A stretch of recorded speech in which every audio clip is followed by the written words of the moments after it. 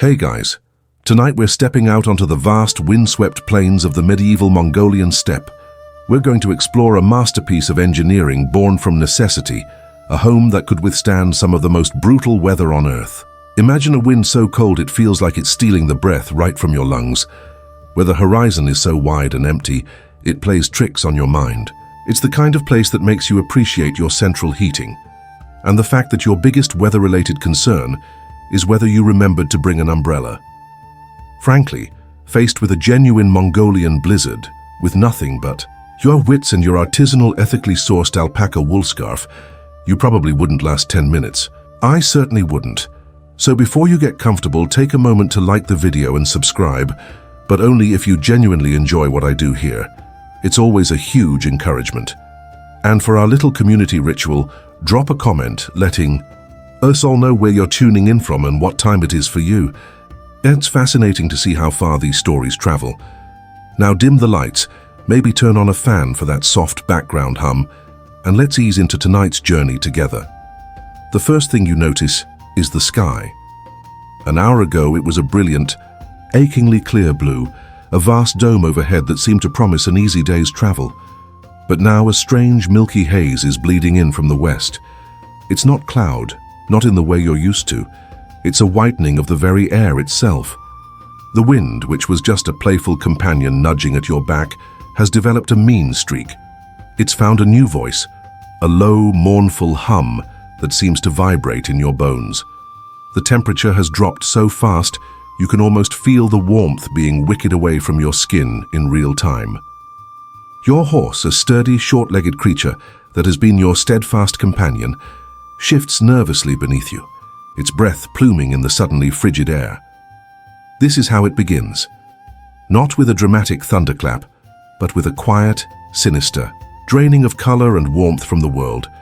You're on the Mongolian steppe, a sea of frozen grass stretching to infinity in every direction, and a storm is coming. Not just any storm, but a dzud, the dreaded white hurricane of the plains. Historians still debate just how quickly these blizzards could form, but the stories all agree. A perfectly fine day could become a fight for survival in less time than it takes to brew a pot of tea. Your guide, a man whose face is a roadmap of wrinkles carved by a lifetime of sun and wind, simply points ahead. In the distance, almost lost against the immense, featureless landscape, are several low, round shapes. They look like pale mushrooms sprouting from the frozen earth. Yurts, or as they are properly called here, gurs. Hope and a jolt of adrenaline cuts through the creeping cold. That is shelter. That is life. You urge your horse onward, the wind now a physical force pushing against you, trying to tear the reins from your numb fingers. It whips tiny, sharp ice crystals into your exposed cheeks, 1,000 tiny needles. The ground, a mix of stubborn grass and frozen soil, crunches under the horse's hooves with a sound like breaking glass. The yurts don't seem to be getting any closer, an optical illusion common in this vast emptiness. For a moment, a sliver of modern panic inserts itself. You wonder if this is it, if you'll end up as a cautionary tale for tourists, a frozen statue found in the spring, still clutching a half-eaten energy bar. Finally, you are there. You slide from your horse, your legs stiff and clumsy. The yurt is bigger up close than it appeared from a distance, but it still seems impossibly fragile against the now howling gale. It's a perfect circle, perhaps 20 feet in diameter. The walls are not solid wood or stone, but a thick cream-colored material stretched taut over a hidden frame. You'll later learn this is felt, layers upon layers of it, made from the wool of the family's own sheep. The door is a solid wooden piece, shorter than you're used to, and painted with vibrant, intricate patterns of orange and blue. The colors are a cheerful, defiant splash against the encroaching gray and white of the storm. Your guide doesn't knock. He simply stoops low and pushes the door open, ushering you inside. The transition is instantaneous and profound. One moment, you are in a maelstrom of screaming wind and biting cold. The next, you are in a bubble of warmth, quiet and calm. The wind is gone, reduced to a muffled, distant roar, like listening to the ocean from inside a seashell. The first thing that hits you is the heat, radiating from a small iron stove in the very center of the circular space. The second thing is the smell, It's entirely unfamiliar. It's smoky, but not like a campfire. It's an earthy animal scent, mixed with the aroma of something savory cooking, and the faint, almost incense-like quality of the fuel itself. Dried animal dung, the ubiquitous and surprisingly efficient power source of the steppe. As your eyes adjust to the dimmer light, the interior reveals itself. It's a single open room, yet it doesn't feel cramped. The walls you saw from outside are, on the inside, a beautiful lattice of crisscrossing wooden poles, a structure you'll come to know as the khana. This wooden skeleton is what gives the yurt its strength and its portability. Dozens of slender roof poles, the uni, taper upwards from the top of the lattice to a central ring, the tuno, which is directly above the stove. This ring is the yurts, skylight and chimney, currently covered with a flap of felt to keep the snow out. The entire structure feels organic, like being inside the ribcage of some ancient, benevolent beast. The Mongols were known throughout history for their toughness and their incredible military prowess. But seeing this, you realize their genius wasn't just in conquest, but in creating a portable sanctuary that was perfectly, harmoniously adapted to their unforgiving world. You've stumbled into the very heart of their resilience. You stand there just inside the door, feeling the pins and needles of returning circulation in your hands and feet. The warmth is a physical presence, a heavy blanket settling over you. But the family you've joined isn't resting. They are, moving with a quiet, unhurried efficiency that speaks of generations of practice. You are witnessing a well-oiled machine clicking into gear, a choreographed response to the fury being unleashed outside. It's not a panic. It's a procedure. They are sealing their sanctuary. The man who let you in, probably the head of the household, turns his attention back to the door. It's a surprisingly heavy slab of wood, and he closes it with a solid, satisfying thump. The final slice of the terrifying white world outside is cut off. But he's not done. He lifts a thick, wooden bar, worn smooth with years of use, and slides it into two heavy brackets on the doorframe. This isn't the flimsy deadbolt you're used to, a minor deterrent for a half-hearted burglar. This is a barricade. It's a simple, powerful statement. Nothing is getting through here. Behind the wooden door hangs a thick quilt of felt, another buffer against the cold, muffling the sound even further. It's the ancient equivalent of putting a draft excluder sausage at the bottom of your door, only infinitely more effective and less likely to be used as a chew toy by the dog. Your gaze is drawn upward, following the graceful curve of the roof poles to the central ring, the tuno. This opening to the sky is the yurt's lung, essential for venting the smoke from the central fire. But right now, it's a potential entry point for the blizzard. You watch as a woman, perhaps the man's wife, picks up a long, slender pole. On its end is a hook, which she expertly slips into a loop on the edge of a large square flap of felt, the erg. With a series of practiced, gentle movements, she pushes and guides the flap into place over the opening. It's not a complete seal. She leaves a small strategic gap on the downwind side, a testament to an incredible understanding of aerodynamics. This allows the smoke to be drawn out by the passing wind without allowing the gale to force snow and frigid air back down into the yurt. It's a delicate balancing act, a low-tech but ingenious ventilation control system. Now you become aware of the sound. The wind isn't just howling anymore, it's pressing. You can hear a low, constant drumming against the felt walls, the sound of immense pressure being exerted on the structure. You instinctively look for signs of strain, for a tear in the fabric, but there is none. The yurt groans softly, a sound of flexing, not breaking. A young boy no older than 10 shuffles along the inside perimeter, running his small hands along the seams where the large pieces of felt overlap. He is feeling for drafts, for the slightest whisper of cold air that might signal a weakness. When he finds a tiny one, he calls out softly, and his mother passes him a small strip of scrap felt which he expertly tucks into the gap. Everyone has a job. While historians still debate the exact rigid division of labor for every emergency task in Mongol society, it's clear to you that this is a system perfected over centuries, a dance of survival where everyone knows their steps. And the most brilliant part, you can't even see it. As you were stumbling in from the cold, another man was outside in the teeth of the storm, performing the most critical task. He was securing the yurt with heavy ropes. These aren't just any ropes. They are woven from horsehair, and they crisscross over the entire felt roof, lashed to heavy stakes in the ground or tied to the wooden frame itself. And here is the genius that borders on magic. Horsehair rope shrinks when it gets wet. As the blizzard plasters the yurt with snow and ice, the ropes absorb the moisture and pull tighter, gripping the felt skin more securely to the wooden skeleton. The storm's own weapon, the wet, heavy snow, is being used against it to strengthen the shelter. The yurt isn't just passively resisting the blizzard, it's actively using the storm's energy to fortify itself. It's like an opponent in a martial art, using the attacker's momentum to execute a throw. It reminds you, in a strange way, of the stories you've read about the Mongols as warriors. They were masters of siege warfare. They could surround a city for months, patiently, methodically, identifying every weakness and exploiting it until the walls came down. Now you're seeing that same mindset in reverse. They are defending their own tiny circular fortress from the siege of nature.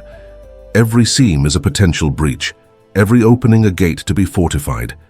They are patient, methodical, and utterly confident in their defenses. The panic you felt outside seems like a distant memory, a foolish overreaction. Here, inside this warm, breathing structure, the blizzard has been demoted from a life-threatening monster to an inconvenient, noisy neighbor. The world has shrunk to this single, safe room, filled with the soft crackle of the fire, the quiet bubbling of a pot on the stove, and the calm, reassuring presence of a family that has faced this beast 100 times before and won every single time. Your attention, now untethered from the immediate threat of the storm, drifts inward. It settles naturally on the source of the life-giving warmth, the fire. It's housed in a small, squat cast-iron stove that stands in the exact geographical center of the yurt. It's not a grand roaring fireplace designed for aesthetic appeal, full of crackling logs and dramatic flames.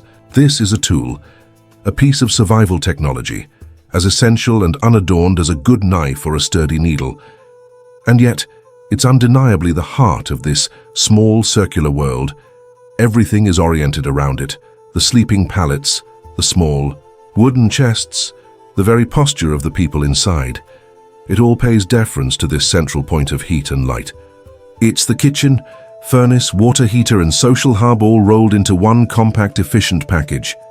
It's the ancient equivalent of the modern obsession with the kitchen island, except instead of being a place to sip Chardonnay and gossip, it's the literal anchor that keeps your family from freezing to death. As you watch, the woman of the house moves towards it. She opens the small iron door of the stove, and the yurt is filled with a soft orange glow that makes the wooden lattice walls dance with shadows.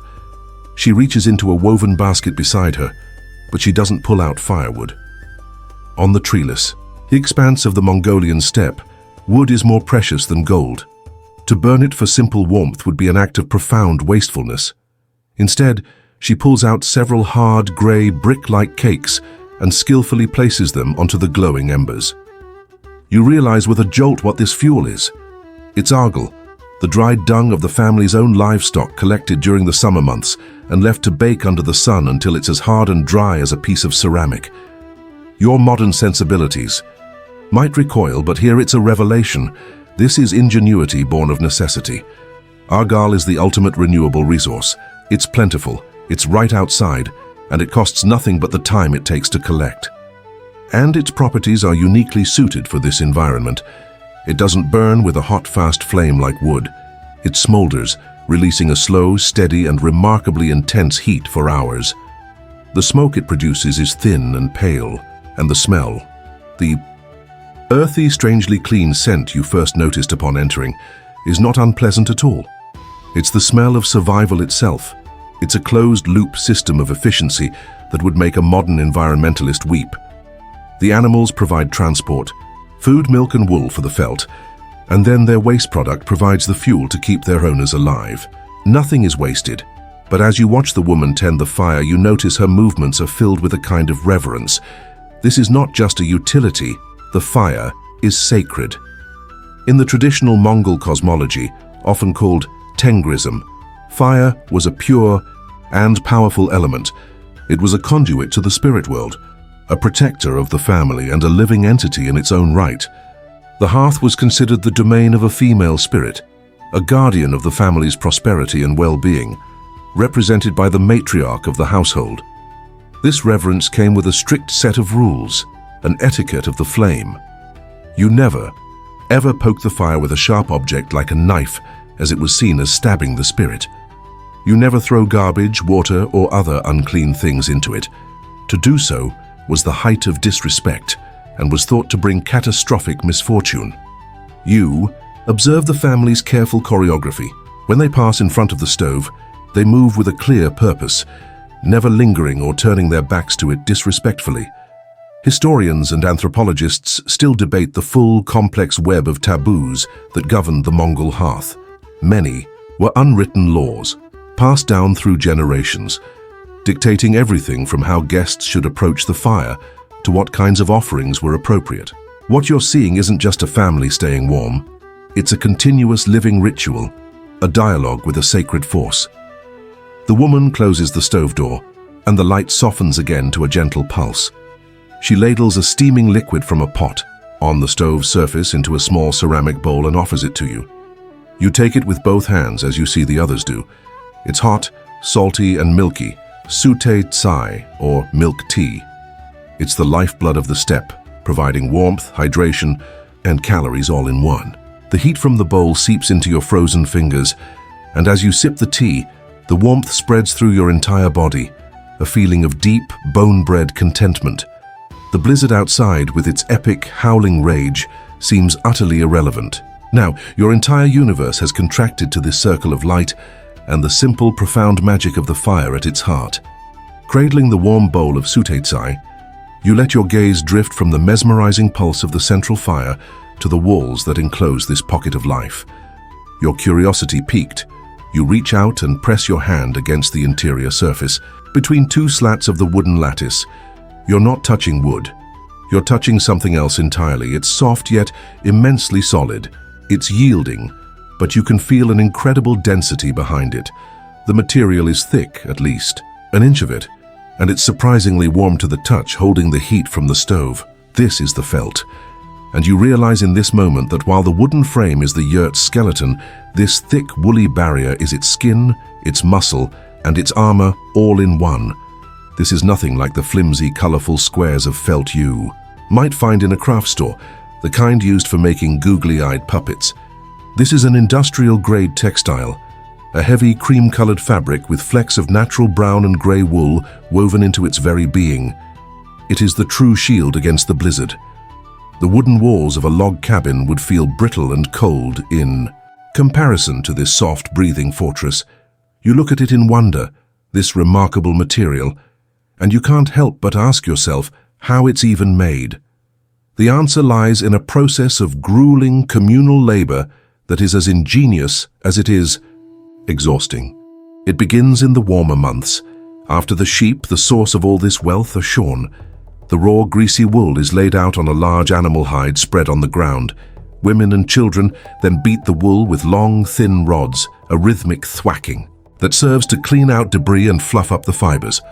Once it's prepared, the mass of wool is carefully arranged and sprinkled with water, or even better way, the acidic liquid left over from making cheese, which helps the fibers bind. Then comes the part that truly borders on genius. The huge, damp mass of wool is rolled up tightly with the hide into a giant, unwieldy cylinder. This woolly behemoth is then securely tied with ropes and attached to a horse. For hours, sometimes for a whole day, this bundle is dragged across the open steppe. The constant friction, the bouncing, the immense pressure of its own weight all combine to force the microscopic scales on each individual wool fiber to open up, grab onto their neighbors, and lock together.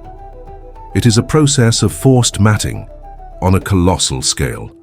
It's like making felt with a rolling pin the size of a telephone pole powered by a horse.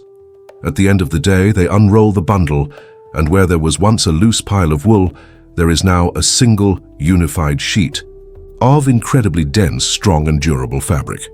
This entire back-breaking process was traditionally the work of Mongol women. In a society often defined by its male warriors and nomadic herdsmen, It was the women who were the masters of domestic engineering. They were the manufacturers. They didn't just cook and raise children, they constructed the family's home from the ground up, transforming the raw fleece of their own animals into a portable storm-proof shelter. The historical role of women in the Mongol Empire wasn't just supportive, it was foundational. They were the producers of the essential infrastructure that made the entire nomadic lifestyle possible. And the material they created is a marvel of natural engineering. Its insulating properties are phenomenal. The millions of tiny air pockets trapped within the matted fibers create a barrier against the cold that rivals modern synthetic materials. But unlike a plastic sheet, it's breathable. It allows the moisture from cooking, breathing, and perspiration to wick through and escape, preventing that horrible, clammy condensation that can make a sealed tent so miserable. The natural lanolin, from the sheep's wool, combined with the sheer density of the fabric, makes it exceptionally water-resistant. And as you're now experiencing, it's a brilliant acoustic damper. It soaks up the sound of the raging blizzard, reducing it to the manageable, almost soothing hum you hear now. You briefly wish you could line your apartment walls with it to deal with your neighbor's questionable taste in late-night music. You notice near the door, on the innermost layer of felt, the faint traces of dyed patterns, swirls, and geometric shapes. Historians still debate the full meaning of these decorations. Some argue they were purely aesthetic, a simple human desire to bring beauty and color into a harsh, often monochromatic landscape. But others believe these patterns held deeper, symbolic power, representing the identity of the clan, prayers for fertility and prosperity, or even protective charms to ward off malevolent spirits. The yurt was not just a machine for living, but a canvas for culture. You pull your hand back from the wall looking at it with a new sense of awe. This is not just felt, it is a fortress of wool, a testament to female ingenuity, and a monument to a perfect, sustainable relationship with the natural world. It is the reason you are safe. It is the reason you are warm. It is the reason the heart of the yurt can continue to beat. As your senses adjust more fully to the interior, your mind begins to look for patterns. At first glance, the single circular room might appear cluttered, a jumble of chests, bedding, tools, and cooking pots. It's the classic challenge of living in a studio apartment. Where do you put all your stuff? But the longer you look, the more you realize this is not clutter. This is a system. There's a powerful, unspoken grammar to the placement of every single object. You are sitting inside a perfectly organized microcosm, a map of a family's entire world, condensed into a 20-foot circle. You start to notice the larger patterns. The door you entered through, you realize, is not placed randomly. Based on the last sliver of light you saw, it faces south. This is no accident. It is the first and most important rule of the yurt's orientation. With very few exceptions, a Mongol yurt's door always faces south. This has a deeply practical purpose. It shields the entrance from the prevailing ice-cold winds that sweep down from the north and west. It also maximizes the amount of sunlight that can enter the dwelling throughout the day, providing natural light and warmth. The crown wheel at the apex of the roof, the tuno, suddenly makes sense in a new way. The rays of sun that shine through it act as a natural clock. By observing which roof pole is illuminated by the sunbeam, a person inside can tell the time of day with surprising accuracy. The yurt is not just a shelter, it's a compass and a sundial. With this key, you can begin to unlock the room's layout. The space directly opposite the southern door, the northernmost point of the circle, is the most sacred area. This is the koimor. It is here that the family's altar sits, perhaps a small painted chest holding Buddhist scrolls, shamanic, talismans made of felt and feathers, or in more recent times, faded photographs of revered ancestors and national heroes. This is the place of honor. It's where the family patriarch or matriarch sleeps, and it's where the most respected guests are invited to sit. Your hosts, in a gesture of profound hospitality, have seated you near this very spot. You are in the yurt's VIP section. From there, the space is bisected into two distinct halves. The area to the west of the door on your right is the male domain. This is where the man of the house keeps his tools, his saddle, his riding gear, and any hunting equipment. It's the Yurt's workshop, garage, and man cave all rolled into one. This is also where he would typically sleep. The eastern side, to your left, is the female domain. This is the kitchen, the pantry, and the nursery. Here you see chests filled with food supplies, containers for water and milk, pots, bowls, and cooking utensils. The children's bedding is also usually found on this side. It's not a division born of inequality, but one of profound practicality, a clear and efficient organization of space and labor. It probably prevents a lot of arguments about where the saddle leather ought to be stored in relation to the cheese curds. As you absorb this intricate social map, you can't help but wonder about its origins. Historians still debate the precise evolution of this symbolic geography. Some scholars trace its roots back to ancient Turkic and Siberian traditions that existed long before the rise of the Mongols. Others suggest that while the basic elements were ancient, the system was codified and standardized during the 13th century, a way for Genghis Khan to bring a sense of universal order to the newly unified tribes. It ensured that no matter whose Yurt a Mongol warrior entered, from the Altai Mountains to the plains of Hungary, he would understand its layout and know his place within it. This portable, ordered universe stands in stark contrast to the Mongols' occasional forays into permanent architecture. When Genghis Khan's son Ugedei established a fixed capital at Karakorum, it was a grand statement. It was a city of walls, palaces, and diverse places of worship. But for many Mongols, the city was an alien concept. The true center of the empire, the real capital, was always the Khan's personal encampment, his ordo. His magnificent Yurt was the seat of power, a capital that could be moved at a moment's notice. The perfect symbolic order within the Yurt was more fundamental to the Mongol identity than any city built of stone. You look around the room again, but you no longer see a random assortment of objects. You see a map of responsibilities, a diagram of respect, and a model of the cosmos itself. The floor is the earth, the curved roof is the sky, and the Tuno is the sun, a gateway to the heavens and the spirit world. The physical structure of the Yurt is keeping you safe from the blizzard, but it's this invisible, symbolic structure that provides a deep sense of peace. In a life defined by constant motion across a vast and empty landscape, the Yurt provided a constant, stable center. It was a guarantee that no matter where you were home, and you were at the very center of your own well-ordered universe. Now, with the visual and symbolic map of the Yurt laid out in your mind, allow your other senses to take over. Close your eyes for a moment. Just listen. In our modern world, we are so saturated with constant, clamorous noise that we rarely experience true deep listening. Our ears are battered by traffic, by notifications, by the endless chatter of media. We filter most of it out just to stay sane. But here in this felt-walled sanctuary, your hearing, sharpened by the preceding silence of the steppe and the adrenaline of the storm, becomes incredibly acute. Your entire world contracts and then re-expands, defined not by what you see, but by a complex symphony of sound. First, notice the sounds of life from within the Yurt itself. These are the foreground notes, the sounds of safety. At the center of it all is the gentle, rhythmic pulse of the fire. It's not the loud crackle of pine, but a soft, steady hiss and crumble as the cakes of argil slowly surrender their stored energy. It's the auditory equivalent of a slow, steady heartbeat. From atop the stove, you can hear the faint, intermittent plink-plonk of a pot of something gently bubbling. Every so often, there is the soft, ceramic clink of a bowl being placed on a wooden chest, or the quiet shuffling of a family member adjusting their position on a sleeping pallet. And underneath it all is the gentle murmur of the family's voices.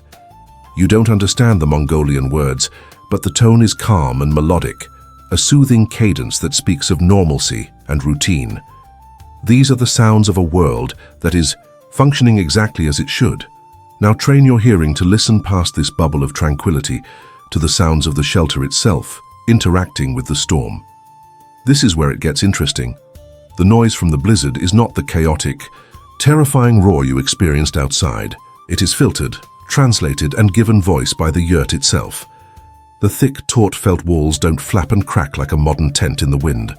They are too heavy, too secure. Instead, The immense, unrelenting pressure of the gale forces them to vibrate, creating a low, resonant drumming.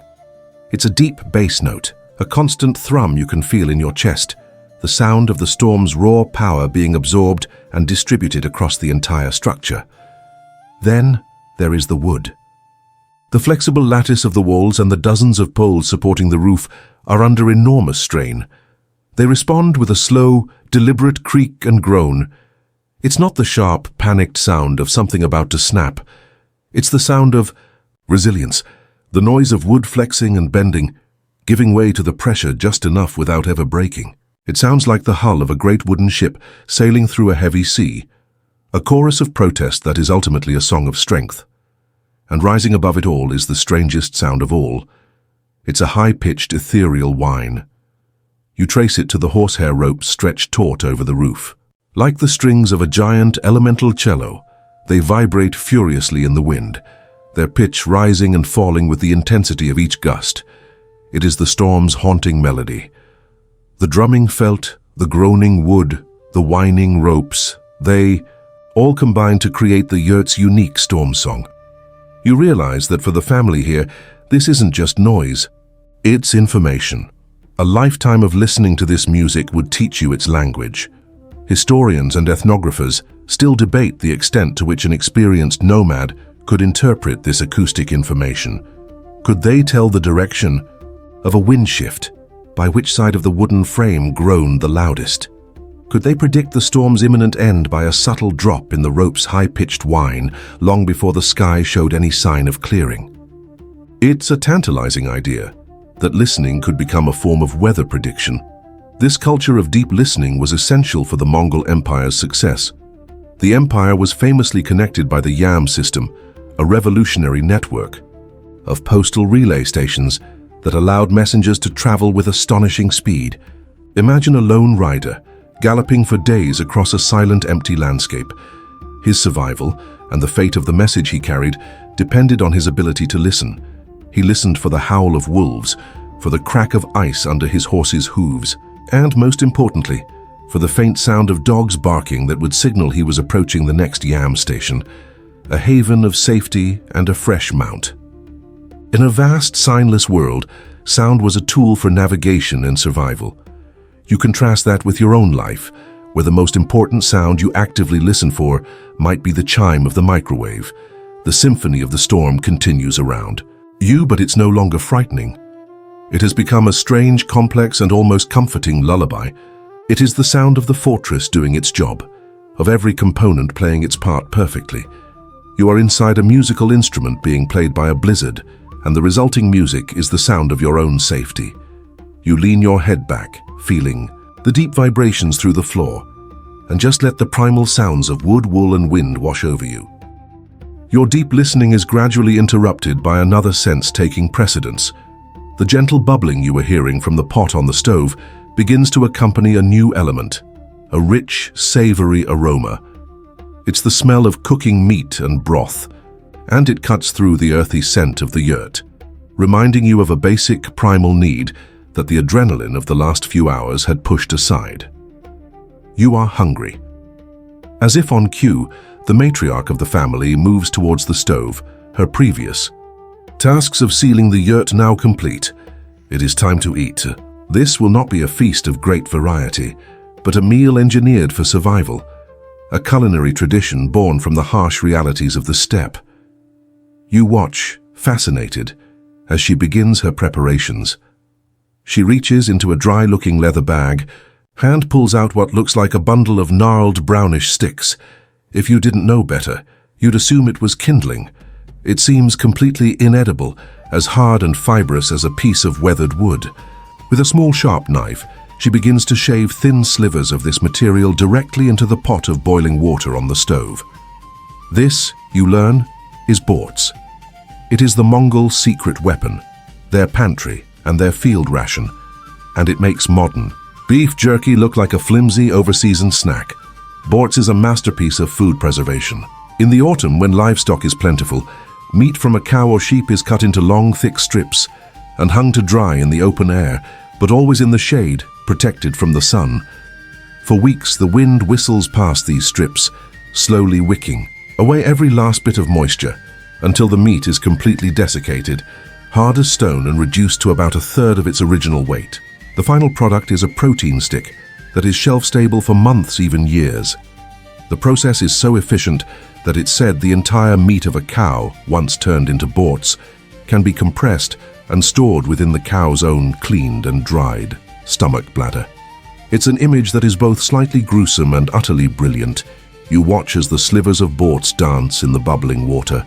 Slowly, magically, they begin to transform. The hard, dry fibers soften and plump up, rehydrating and releasing their deep, concentrated flavor into the broth. The woody sticks are becoming meat once more. To this, the woman adds a few large chunks of white, waxy fat from another container. Precious calories to fuel the body's internal furnace. She might crumble in a few dried wild onions, gathered and preserved from the short summer, their sharp flavor mellowing in the hot broth. This simple, hearty stew is a direct link to the diet that powered one of history's greatest military machines. The Mongol armies were so devastatingly effective, in part because they were a self-propelled force. They had no need for slow, cumbersome supply lines or baggage trains full of grain. Each warrior carried his own provisions in his saddlebags, a pouch of borts and a bag of arul, or dried milk curds. With these lightweight, high-energy rations, a Mongol soldier could survive for weeks on his own, melting snow for water and shaving a little borts into his cup to make a nourishing broth. The meal being prepared in front of you is the very fuel that carried the Mongol Empire from the Pacific Ocean to the heart of Europe. You eye the simple ingredients, meat, fat, water, and can't help but wonder about the nutritional balance. Where are the vitamins, the fiber? Historians and nutritionists still debate the completeness of the traditional nomadic diet. The historical records, often written by horrified sedentary observers, fixate on the seemingly endless consumption of meat and dairy. But many believe this picture is incomplete. The Mongols possessed a deep and intimate knowledge of the steppe's ecosystem. It's likely their diet was subtly supplemented with a variety of foraged wild plants, berries, and roots, a vital contribution that simply went unrecorded by outsiders who didn't know what to look for. Besides the stew, you notice bowls of other food being passed around. There are small, hard, whitish chunks that look like stones. You are offered one. It is arul, the dried milk curd you've read about. You put it in your mouth. It's chalky at first, then intensely sour, and you have to gnaw on it for some time. It's an acquired taste, to be sure, but it's packed with protein and calcium. It's the original keto-friendly, gluten-free, all-natural protein bite, long before any of those things became a marketing buzzword. Finally, the stew is ready. You are handed a steaming bowl. The aroma is intoxicatingly rich. You take a sip of the broth and it's like drinking pure, savory warmth. The rehydrated meat is tender and flavorful, the melted fat giving the soup a silky, satisfying richness. It is, without question, one of the most deeply comforting and delicious things you have ever tasted. It's a meal stripped of all pretense, its only goal to provide warmth and life. Each spoonful is a taste of history, a direct communion with a culture of profound resilience. The meal warms you from the inside out, a final internal fortification against a storm that now seems a world away. With a full belly and a sense of profound warmth radiating from your core, your own personal survival no longer feels like a pressing issue. The fear has completely subsided, replaced by a deep, quiet contentment. In this new state of calm, your mind has the luxury to wander, to consider the broader picture. And then you hear it. It's a sound almost entirely masked by the drumming of the wind and the groaning of the yurt, but it's there. A faint, muffled bleat, followed by a low snort. It's the sound of animals, and the thought hits you with the force of a revelation. The horse you rode in on, the sheep whose wool covers the walls, the cows whose dung fuels the fire. Where are they? In your world, pets are companions, and livestock is a commodity, something that exists in a field somewhere until it becomes a product in a store. Here that distinction dissolves. To a nomadic family on the steppe, their animals are everything. They are the entire economy, the currency, the bank account, and the insurance policy all rolled into one. A family's wealth and social standing. were never measured in land, which was held communally, or in gold, which was impractical. It was measured in the number and health of their animals. The herd provided food in the form of meat and milk, clothing from wool and hides, shelter from the felt that now protects you, and fuel from the argil that warms you. To lose your herd in a dzud, a winter blizzard, was not just a financial loss, it was complete and utter ruin. It was starvation. It meant you might have to beg for a place in another family's yurt, your social standing erased overnight. The protection of the herd is not a secondary concern. It is the primary concern, on par with protecting the human family members themselves. So, where are they? You ask your host, perhaps with a questioning look and a gesture towards the wall. He nods with a calm understanding and points. You realize they are just outside, in a structure you couldn't see through the blinding snow. This is the kasha, the winter animal shelter. It's another example of simple, elegant engineering. Often, a herder will choose a spot for his winter camp that uses a natural feature, like a small cliff or a rocky outcrop, as one wall. He then builds the other walls to form a three-sided or U-shaped enclosure. These walls can be made of stacked stones, turf, or even bricks made of frozen dung and snow. The genius is in the orientation.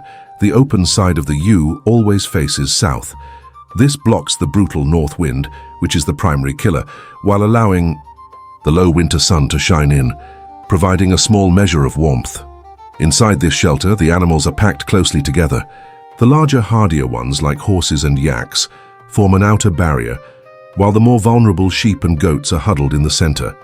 Their collective body heat, trapped within the enclosure, can raise the temperature significantly compared to the exposed steppe, creating a microclimate that can mean the difference between life and death. You picture this life-saving structure, this simple wall against oblivion, and you realize why it might be an elusive thing for future generations to study. Archaeologists and historians still debate the prevalence and design of these shelters. During the height of the Mongol Empire, being made of non-durable materials like snow, turf, and dung, most kasha would have simply melted, eroded, or crumbled away with the spring thaw, leaving very little permanent trace on the landscape for discovery. But the protection doesn't stop at the shelter wall. There is a triage system at play. The toughest animals might have to make do with the communal huddle. But the most precious members of the herd get special treatment. You hear a sound again, this time much closer.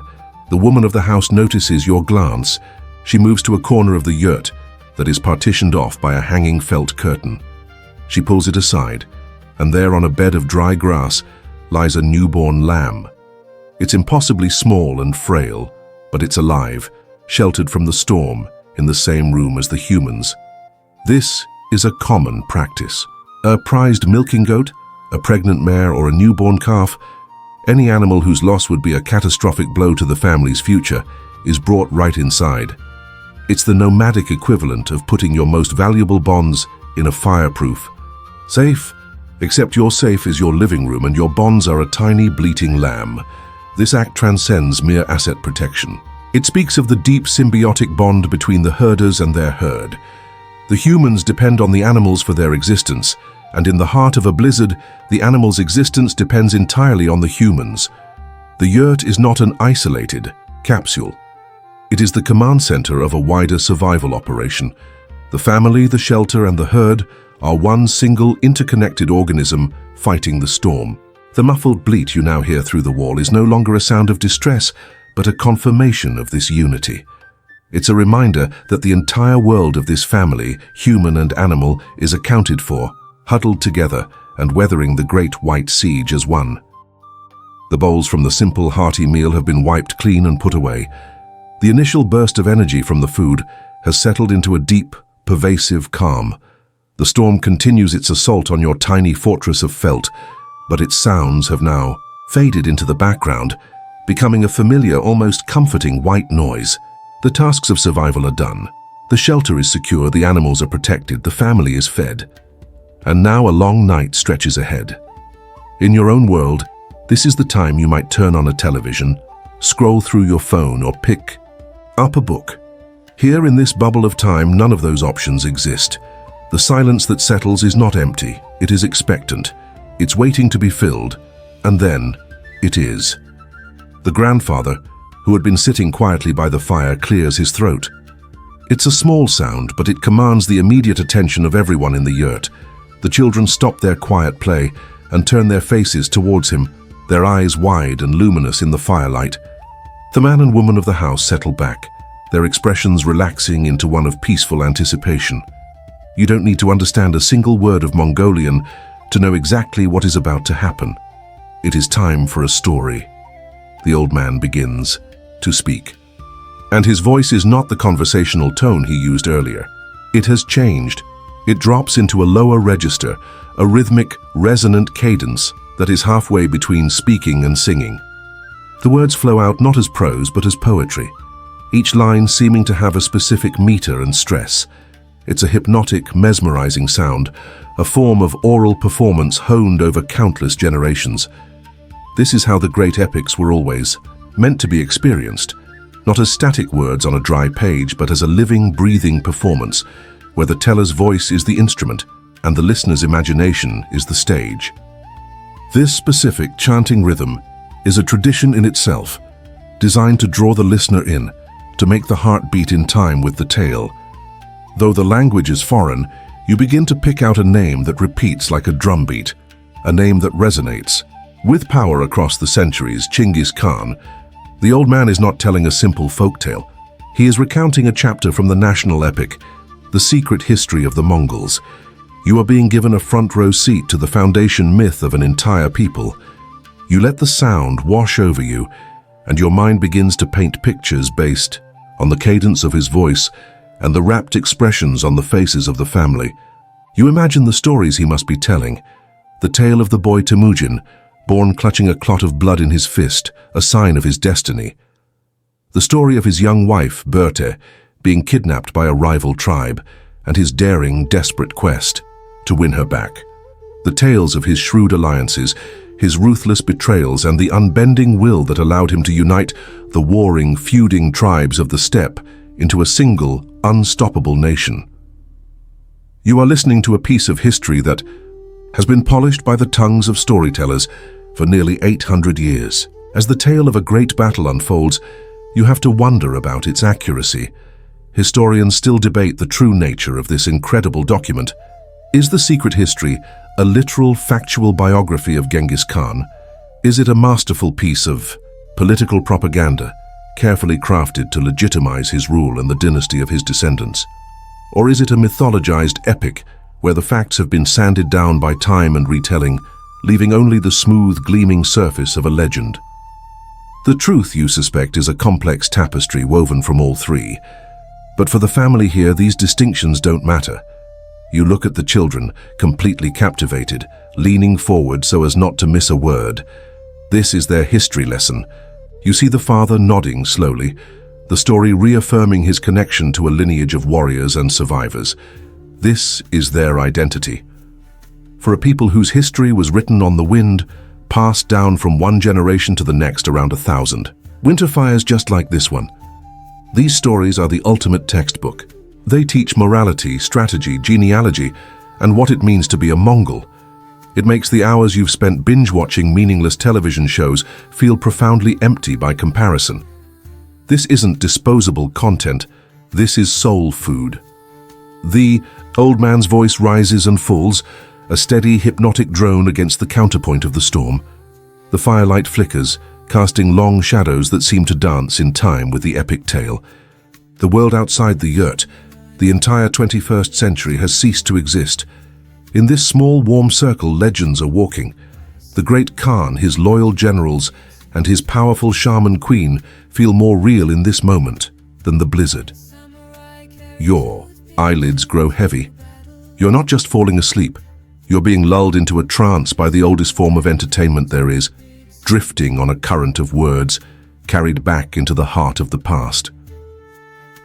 You drift back to consciousness from a deep, dreamless sleep, filled with the echoes of chanting voices and thundering hooves. The old man's story has ended.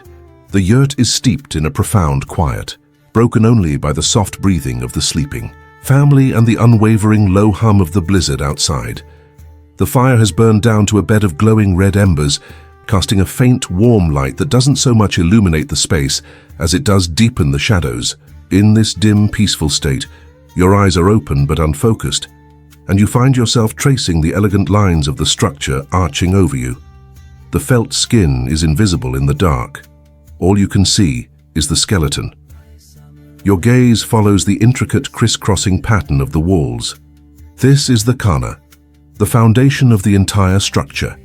You can see now that it's not one solid piece, but several sections of wooden lattice lashed together to form the circle. You lean in for a closer look at the joints where the thin, wooden slats intersect. There are no nails, no screws, no metal joinery of any kind. Instead, each intersection is tied with a small, tough strap of dark leather or camel hide sinew. This is the secret to the Yurt's genius. This flexible joinery allows each wall section to expand like an accordion for setup, and then collapse into a tight, compact bundle for transport. It's the original flat-pack furniture, but it makes the frustrations of assembling a modern bookshelf with a tiny Allen key and a confusing diagram seem utterly absurd. This is a system designed for infinite reassembly without ever losing its integrity.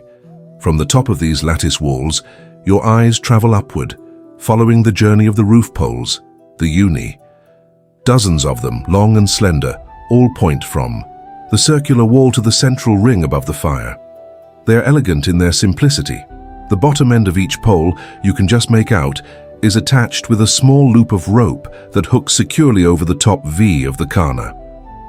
The top end has been shaved to a point, and this point slots perfectly into one of the many holes carved into the crown wheel. There is no glue, no nails holding this roof up. It is a breathtaking work of physics, a self-supporting structure, held in perfect stability by the opposing forces of tension and compression. The outward pressure of the roof poles on the walls is counteracted by a tension band, a heavy rope or belt made of woven horsehair that encircles the top of the khana, preventing the walls from expanding. You look up at that central ring, the tono. It is the keystone, the master hub that locks the entire skeleton into a rigid, unified structure. It bears the incredible weight of the roof poles and the heavy layers of felt, yet it seems to float effortlessly above you, a perfect circle of sky even when covered. In many yurts, this is the one piece that is ornately carved and painted, a splash of artistry at the very heart of the engineering. This entire ingenious system, this collapsible, portable, and incredibly strong frame, was a key factor in the Mongols' historical success. Their armies moved with a speed that terrified their sedentary enemies. How? Because their homes, their camps, their entire cities moved with them. A Mongol ordu, a camp that might contain thousands of yurts, was not a liability.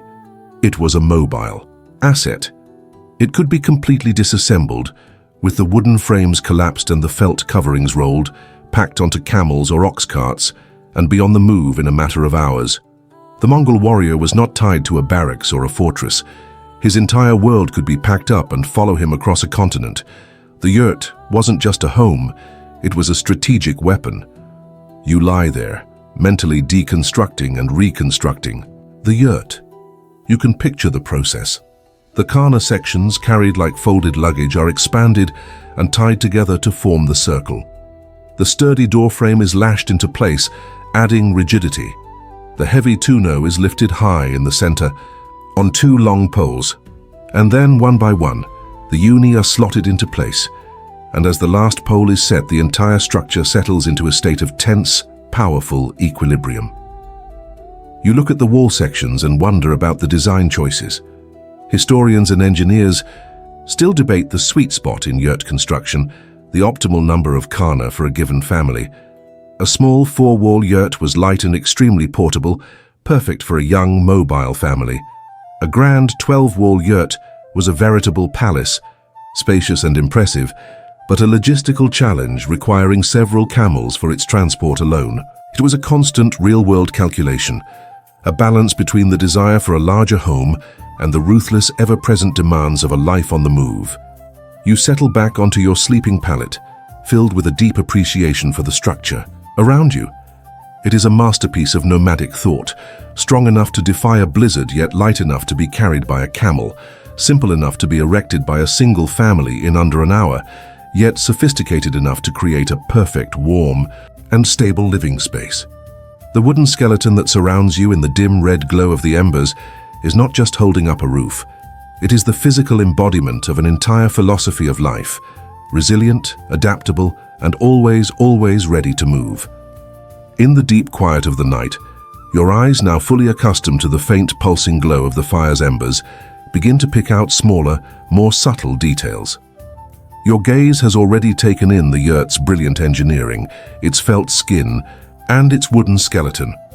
But now you start to notice the other things, the small objects tucked into the lattice of the walls or hanging from the roof poles, things that have nothing to do with structural integrity. You spot one nearby, a small bundle of dark felt tied with a bright red string, from which a single eagle feather hangs, gently twisting in the yurt's slow-moving air currents. It's not just a random decoration. You are looking at the yurt's spiritual armor. This object and others like it you now begin to spot around the room are ongons. They are talismans, physical vessels created to house protective spirits. In the traditional shamanistic worldview of the steppes, the world is teeming with unseen forces. There are benevolent ancestral spirits who watch over their descendants, but there are also malevolent spirits, free-roaming agents of chaos and misfortune that can cause sickness, strife, or disaster. The blizzard raging outside isn't merely a meteorological phenomenon of low pressure and precipitation. In this spiritual landscape, it could be the physical manifestation of an angry sky god or a chaotic stampede of evil spirits riding the howling wind. Against such a threat, a physical fortress is not enough. You also need a spiritual one. The ongons are the guardians of the yurt. They might be small, crudely stitched dolls made of felt, bundles of cloth in significant colors, or carved pieces of wood. They act as a kind of spiritual security system, designed to attract and house friendly ancestral spirits, who then work to protect the family and repel any malevolent forces that might try to enter. It's a bit like setting up a celestial Wi-Fi router that only allows access to friendly ghosts while blocking any incoming spiritual malware. This is why the family can sleep so soundly. They are not just warm and dry, they are watched over. This spiritual protection is reinforced by a series of strict rules and taboos. You've already witnessed the reverence shown to the central fire, which is itself a powerful guardian spirit. Now you recall the way your host ushered you inside, ensuring you didn't step on the wooden threshold of the door. This wasn't just a matter of politeness.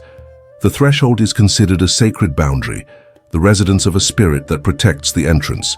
To step on it is to disrespect and disturb that spirit, leaving the home vulnerable. In the days of the Mongol Empire, unwittingly stepping on the threshold of a Khan's yurt was a grave offense, one that could, in some cases, even be punished by death. Every part of the yurt is alive with meaning and protected by unseen forces. Your eyes drift toward the koimor, the sacred place of honor in the north of the yurt. There, on the family altar, you see a fascinating sight. Next to a traditional ongon, a felt figure adorned with horsehair, sits a small printed image of a Buddhist deity, its colors faded from years of smoke and light. This quiet juxtaposition speaks volumes about the history of faith on the steppe. Historians and theologians still debate the complex process of spiritual syncretism in the Mongol world. The eventual adoption of Tibetan Buddhism in the centuries after Genghis Khan was not a clean slate, not a simple case of replacing one faith with another. It was a slow, intricate blending. Ancient shamanic gods and spirits were often adopted into the Buddhist pantheon as local protector deities. Buddhist lamas were sometimes seen as having powers similar to the old shamans. The family in this yurt likely sees no contradiction in having both. Why rely on only one form of spiritual protection when you can have two?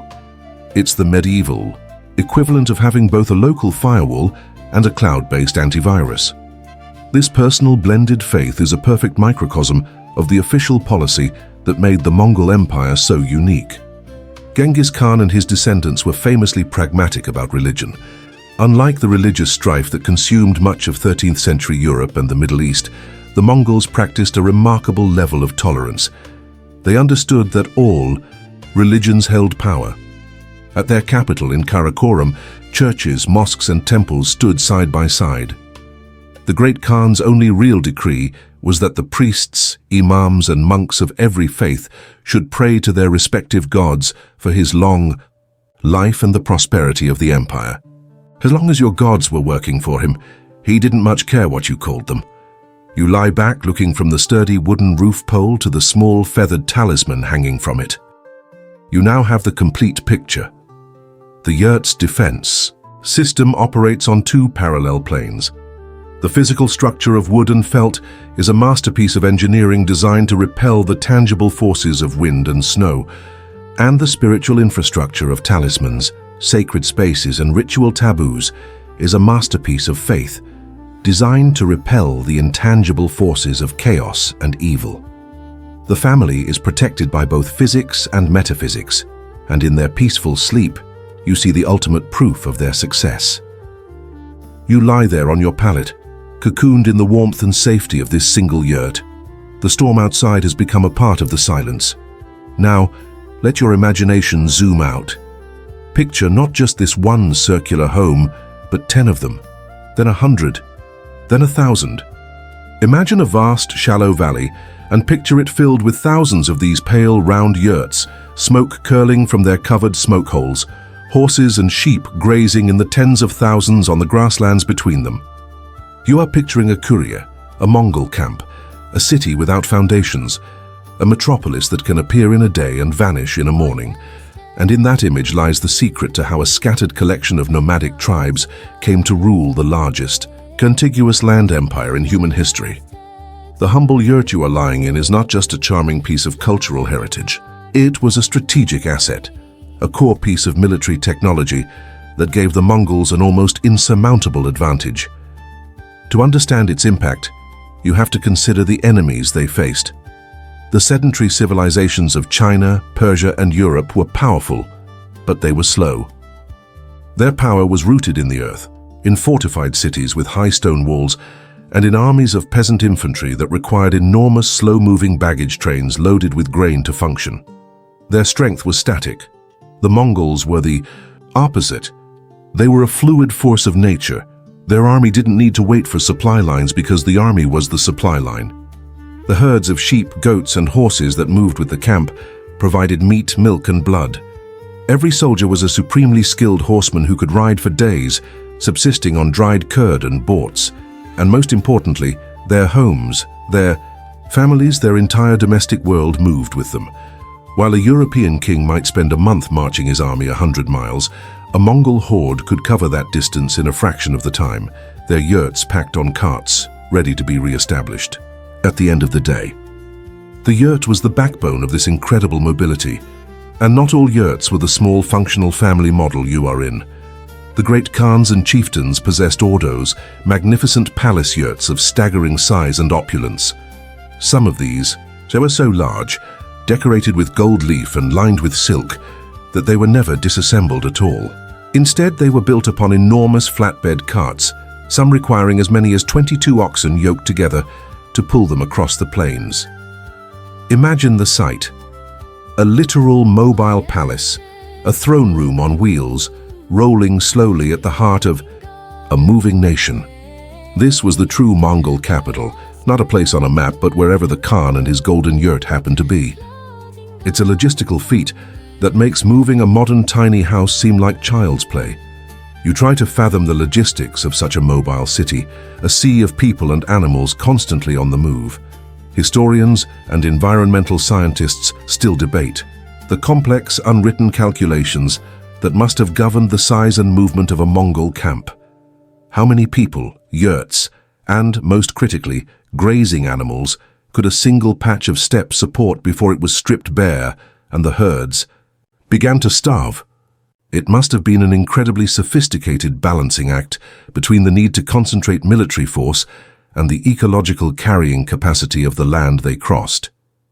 Their success wasn't just about horsemanship and archery. It was about brilliant, large-scale resource management. Think of the psychological impact this had on their enemies. How do you fight an army whose city you cannot besiege because it won't stand still?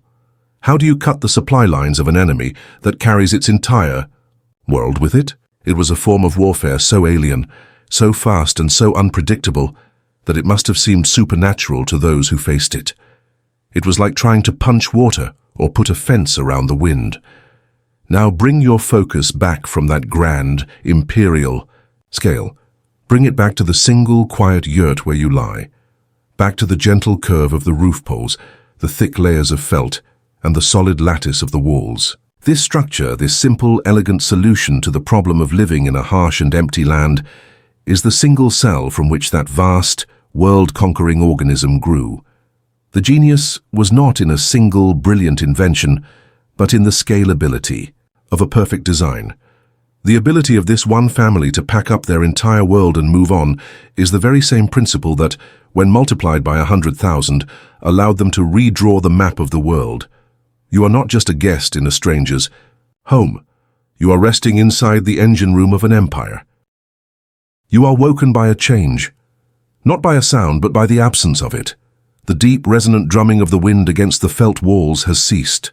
The high-pitched, ghostly whine of the horsehair ropes has faded to nothing. The constant, gentle groaning of the wooden frame has fallen silent. A new quality of quiet has settled over the world, a silence so profound and heavy it feels like a physical blanket. It is the muffled, absolute stillness of a world buried in snow. The family begins to stir around you, not with alarm, but with a quiet, palpable sense of anticipation. The long vigil is over. The matriarch rises and takes up the long pole she used to seal the yurt. With a practiced nudge, she pushes aside the felt flap covering the tonneau. A beam of light so brilliant it's almost violent stabs down into the dim interior, illuminating a billion dancing dust motes. The storm has broken. The man of the house moves to the door, his steps purposeful. He lifts the heavy wooden bar. From its brackets, he pushes. Nothing happens. He puts his shoulder to it and heaves, and the door groans in protest, scraping against a heavy weight on the other side. A wall of snow has drifted up against it during the long siege. He pushes, again harder, and the door gives way just enough for a person to squeeze through the gap. He slips outside and you follow, eager for your first glimpse of the new world. The sight that greets you is breathtaking. The world you knew, the familiar steppe of brown grass and endless horizons, is gone. It has been completely erased, replaced, by a universe of pure sculptural white. The snow is not a flat sheet. It has been carved by the wind into immense curving dunes and sharp-edged drifts, some taller than the yurt itself. The sky above is a shade of piercing, impossible blue, without a single wisp of cloud. The air is perfectly still, bitingly cold and so clean it feels like you are inhaling crystals. It is one of the most beautiful things you have ever seen, and also one of the most alien and disorienting. The light is blinding. The reflection from the unbroken snow is so intense that you have to squint immediately, your eyes watering from the glare. You see the man pull a curious object from his coat. It's a strip of dark, stiff leather, perhaps horsehide, with two very narrow horizontal slits cut into it. He ties it around his head, and it functions as a pair of goggles. It's an ancient and incredibly effective solution to the very real danger of snow blindness. It looks far more stylish than the wraparound gas station sunglasses you probably packed. Another perfect adaptation to an extreme environment. You scan the landscape. The family's animal shelter, the kashar, is almost completely buried. Only the very top of its walls are visible, a dark line drawn in a sea of white. The first priority is clear. The man grabs a sturdy wooden shovel. The woman takes up a flat plank of wood. Even the young boy finds a tool, the broad, scooped shoulder blade of a large animal, perhaps a horse that serves as a makeshift spade. The work of digging out begins. First, the entrance to the yurt must be cleared properly. Then, more critically, a path must be dug to the animals. There is a quiet urgency in their movements. The storm may be over, but its consequences remain as you watch them work, methodically carving a canyon through the deep snow. You consider what comes next. How long can they afford to stay here in this beautiful but barren landscape? Historians still debate the delicate calculation a nomadic family had to make after a major blizzard. The instinct might be to rest and recover in the safety of the camp, but their herds, the source of their entire livelihood, would have already consumed any grass they could find under the snow in the immediate vicinity. The relentless pressure to find new pasture for the animals meant that moving on was often not a choice, but a harsh necessity, regardless of the treacherous, snow-covered ground. This moment of stunning, pristine calm after the violence of the storm reminds you of a historical parallel. For a brief, remarkable period in the 13th and 14th centuries, the Mongol conquests created the Pax Mongolica, the Mongol peace. The trade routes of the Silk Road were secured, and for the first time, goods, ideas, and people could travel safely from China to Europe. It was an unprecedented era of global connection, a calm, stable world under the blanket of Mongol rule. But like the still, white world you're looking at now, it was beautiful and temporary. The great empire eventually fragmented, breaking apart into warring khanates. The peace was broken, and the world returned to chaos. This silent, perfect landscape is just as fragile. A trench is finally cleared to the animal shelter. With the barrier of snow removed, the animals begin to emerge, blinking in the bright light, their breath pluming in the frigid air. The silence is broken by the hungry bleating of sheep and the lowing of yaks. The world is waking up. The brief, perfect peace is over. Life, with all its noise and relentless demands, is resuming. You take one last look at the magnificent, treacherous, new world, and then you pick up a spare shovel to help. The siege has ended, but the work of survival always continues. The work is hard. Your muscles, accustomed to a life of soft chairs and ergonomic keyboards, ache with the unaccustomed strain of shoveling heavy, wet snow. The air is so cold, it stings your lungs with every breath, yet sweat begins to prickle at your hairline. The pristine silence of the post-blizzard world is a distant memory, replaced by the sounds of effort, the rhythmic scrape and crunch of shovels, the sharp calls of the herders guiding their animals, and the constant, plaintive bleating of a hungry flock. The initial breathtaking beauty of the snow-covered landscape is now revealing its harsher truths. This is not a winter wonderland. It's a new set of challenges to be overcome.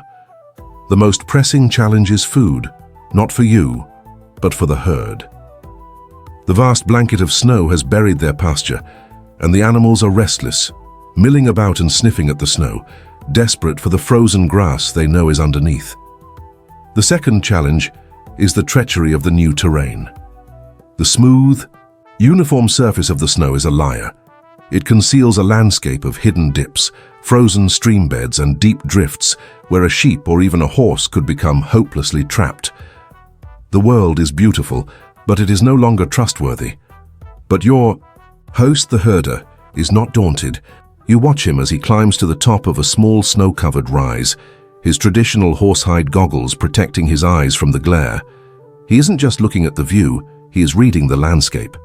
To you, it's an ocean of undifferentiated white. To him, it is a map full of signs and symbols.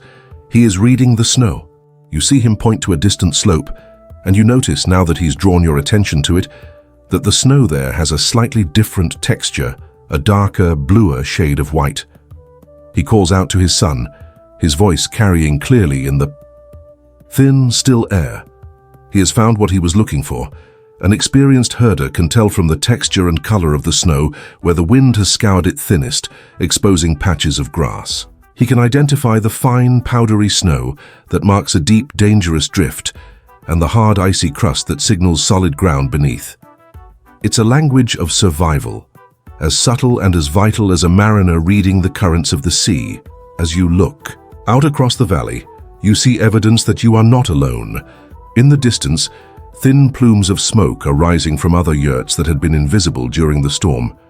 You see two riders on horseback, small, dark figures moving slowly across the vast whiteness, making their way not towards the pastures, but towards your camp. They are not rivals, they are neighbors. They have come to check on your host family to see if they survived the storm and to offer aid if needed. This is the Mongol social safety net in action. This is nergui is a Mongolian word that doesn't have a simple English translation.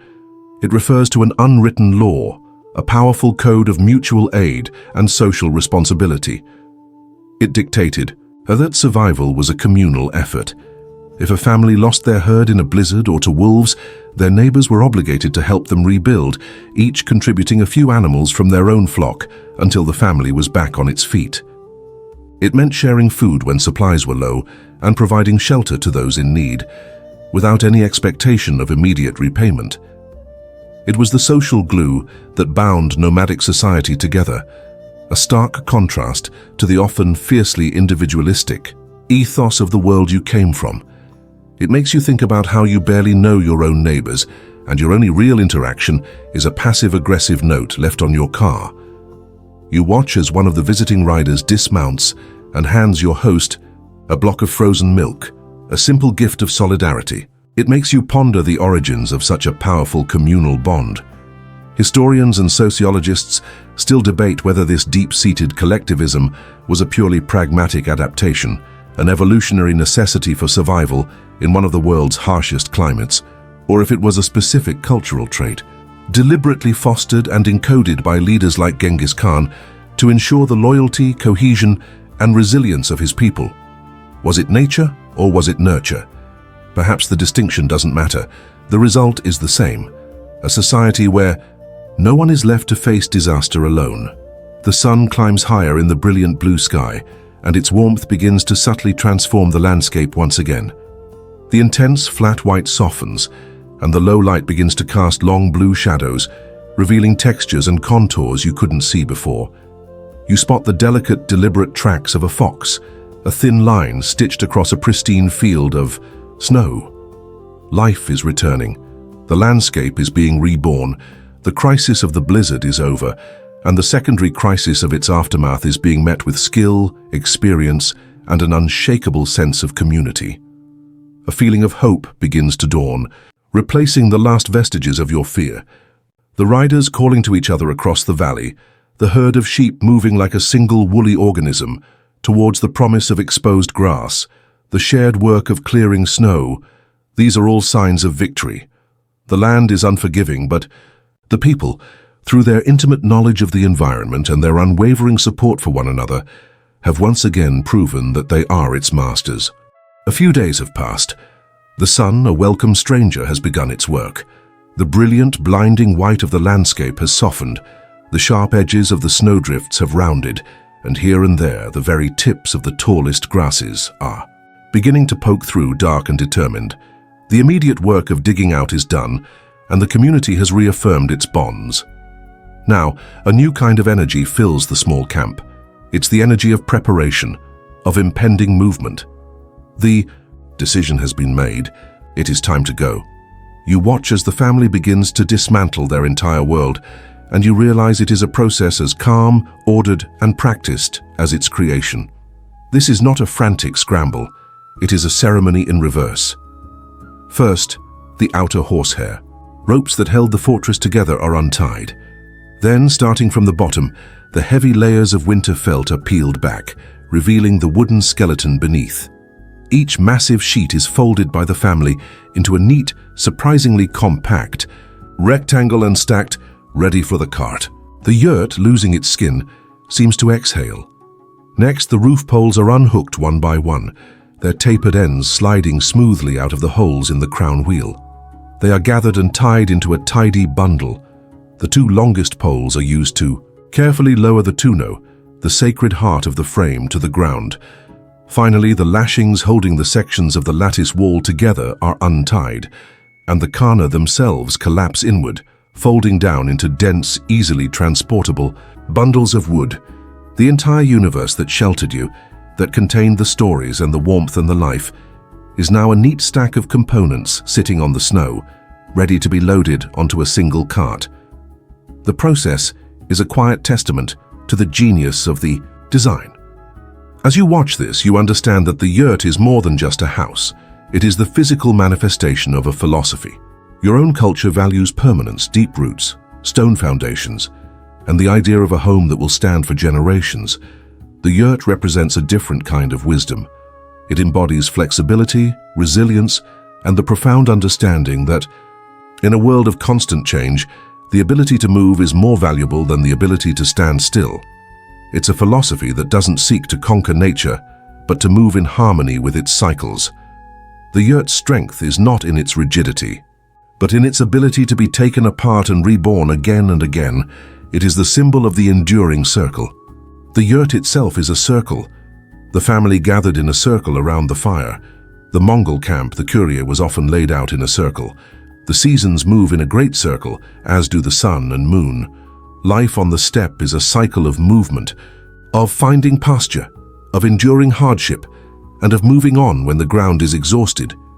You see the basket of argil, the dried fuel cakes, being carefully loaded, and you remember the sacred fire. You see the small leather pouch of borts, and you remember the taste of the life-giving stew. It's a circle of resources where nothing is ever truly lost. You look at this humble collection of wood, wool, and leather, now packed and ready to move, and you think of the immense historical legacy it carries. This simple technology, this perfect circle, is what allowed a nation to put itself on wheels and redraw the world. It's a legacy that is still debated. Historians argue to this day about the ultimate meaning of the Mongol Empire. Was it a destructive, parasitic force, a barbarian wave that extinguished the lights of more advanced civilizations? Or was it, for all its undeniable brutality, a catalyst for profound change, an agent that shattered stagnant empires, reopened ancient trade routes, and created a newly interconnected globe, paving the way for the modern age? The answer is, as complex and contradictory as the people themselves. The cart is loaded. The family, bundled in their warm coats, mounts their sturdy horses. They are ready. Where the yurt stood, there is now only a dark, damp circle on the snow, a temporary ghost of a home. In a few days, new snow or the spring thaw will erase it completely, leaving no trace. The family doesn't look back. Their faces are turned forward, to the horizon, to the next valley, to the promise of new grass. You understand the final lesson of the blizzard. True strength isn't always in standing your ground and weathering the storm. Sometimes it's in the wisdom of knowing how and when to move on, carrying the circle of your world with you. And now, the story is ending. The air grows still once more. The family on their horses, the laden cart, the trailing herd of sheep. They begin to move away, growing smaller against the vast white landscape. Let the image soften in your mind. The sharp details begin to blur, the sounds of the animals fade, until they are just a small dark shape moving slowly toward the horizon. The world is quiet. The yurt is gone, but the feeling of its perfect circular safety remains with you. A quiet space, a warm fire, a shelter from the storm. You are safe now. There is nothing left to do but rest. The journey is over. Let the quiet settle around you. Let your breathing slow in and out. Let the last vestiges of the story drift away like snow on the wind. It is time to sleep. To sleep. To sleep.